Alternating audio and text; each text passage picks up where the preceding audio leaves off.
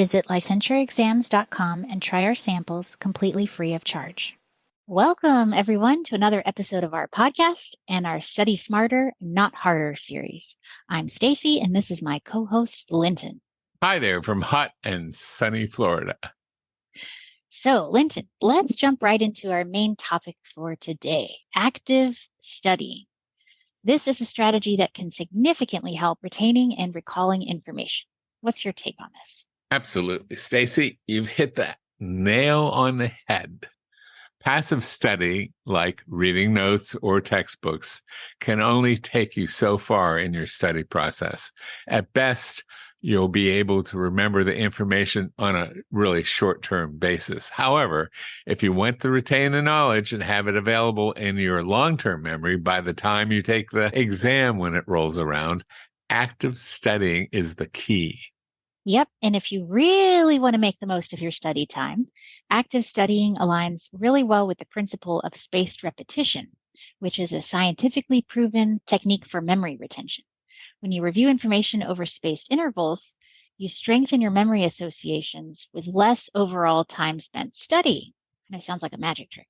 And we're going to talk more about spaced repetition in another episode. So I'll keep it short and say that combined with active studying methods, it's quite effective.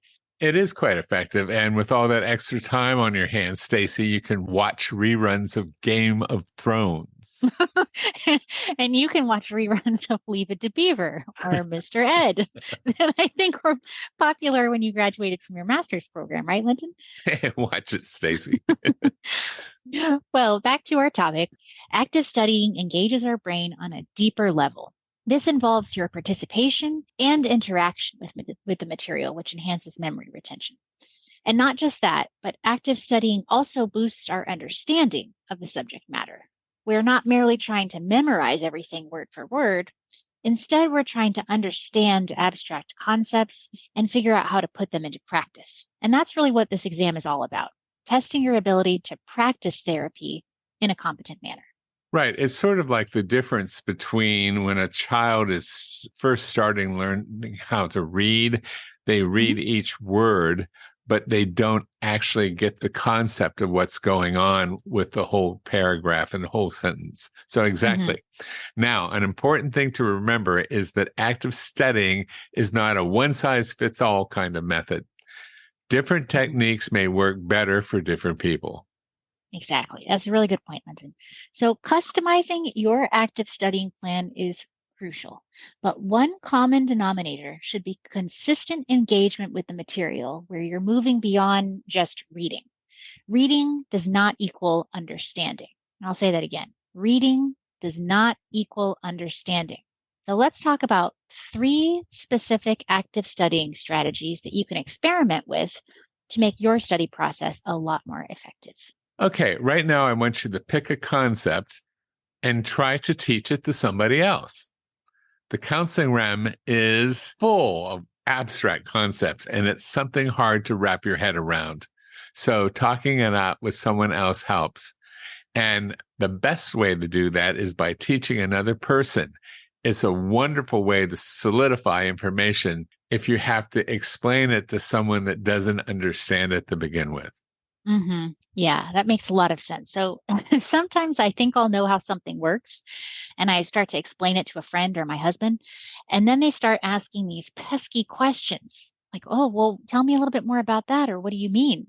And this is when I realize that I really only have a broad understanding of the subject, and I really need to go back and do some more research. Exactly.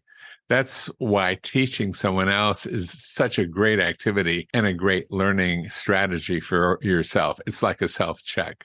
If you can explain it clearly to someone else, then you know that you have a solid grasp of the concept. That's true. So next up is try creating visual representations of the material that you're studying. This can be flowcharts, diagrams, decision trees, or something called mind maps. And these visual cues help our brain to make the connections between different pieces of information, and they make it easier to recall the facts later on.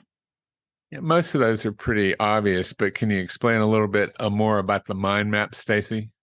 Yeah, that's kind of an underused one, I think. And it's one of my favorite active learning strategies because it gives you a chance to get really creative. And we'll go into more detail about this in another podcast, but I'll give you the basics. So, a mind map is a visual way to organize information.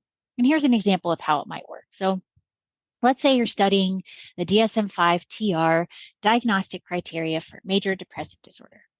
So you get out a piece of paper, draw a circle with the word major depressive disorder in the center. You can abbreviate too, so MDD works, and add lines connecting to other circles.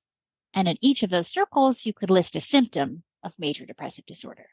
And doing it this way allows you to see the big picture of how everything fits together. And I find this really helpful because I can really easily get caught up in all the details and go down these rabbit holes and not see the forest for the trees, or is it the trees for the forest? Anyway, there you go. I love it. If you want to liven up your map, you can even color code your circles or add in little symbols. That's a great idea, Linton. See, you can really get creative. Well, do you have any other techniques up your sleeve? Let's see. Well, when you're learning a new concept, try to come up with examples using your own personal experiences. This will make the material more relatable and easier to remember. It's also a great way to actively engage with the material and test yourself. So if you have MDD, go ahead and use it. There you go. Or you know someone who does, and that makes me think of one more thing. Another thing you could try to do is use analogies. So a lot of times it's easier to learn something when you can relate it to something else that you already know about. So to wrap up our episode on active learning, here are some tips for success. Number one, pick a concept and try to teach someone about it. Number two, create visual representations of the material that you're studying, like flowcharts, diagrams, decision trees, or mind maps. And number three, use examples from your own personal experience to relate to your study material. Well, everybody, thanks for joining us today. Good luck with your exam. And remember, it's in there. It's in there.